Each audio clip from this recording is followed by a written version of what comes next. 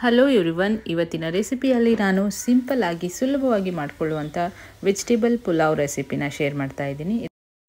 ಮೊದಲಿಗೆ ಒಂದು ಮಿಕ್ಸಿ ಜಾರಲ್ಲಿ ಶುಂಠಿ, ಬೆಳ್ಳುಳ್ಳಿ, ಹಸಿಮೆಣಸಿನ್ಕಾಯಿ, ಕೊತ್ತಂಬರಿ, ಸ್ವಲ್ಪ ಪುದೀನ ಹಾಕಿ ಗ್ರೈಂಡ್ ಮಾಡಿಕೊಂಡು ತೆಗೆದಿಟ್ಕೊಳ್ಳಿ. ಈಗ ವೆಜಿಟೇಬಲ್ಸಲ್ಲಿ ಕ್ಯಾರೆಟ್, ಬೀನ್ಸ್, ಬಟಾಣಿ ತೊಗೊಂಡಿದ್ದೀನಿ.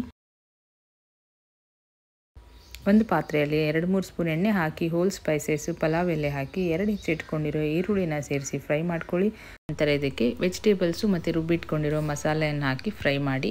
ಇವಾಗ ಇದಕ್ಕೆ 1 ಕಪ್ಪಿಗೆ 2 ಕಪ್ಪಷ್ಟು ನೀರನ್ನು ಸೇರಿಸ್ತಾ ಇದ್ದೀನಿ. ನಾನು 2 ಗ್ಲಾಸು ರೈಸ್ ತೊಗೊಂಡಿದ್ದೆ. ಇದಕ್ಕೆ 4 ಗ್ಲಾಸ್ ನೀರನ್ನು ಹಾಕಿ ಕುದಿಯೋದಕ್ಕೆ ಬಿಡಿ. 1 ಟೀ ಸ್ಪೂನ್ ಉಪ್ಪನ್ನು ಸೇರಿಸಿ ನೀರು ಚೆನ್ನಾಗಿ ಕುದೀತಾ ಇರುವಾಗ 15 ನಿಮಿಷ ನೆನೆಸಿರೋ ಅಕ್ಕಿಯನ್ನು ಇದಕ್ಕೆ ಸೇರಿಸಿ ಹೈ ಫ್ಲೇಮಲ್ಲಿ ಇಟ್ಕೊಂಡು ಇದನ್ನು ಚೆನ್ನಾಗಿ ಬಾಯ್ಲ್ ಮಾಡ್ಕೋಬೇಕು.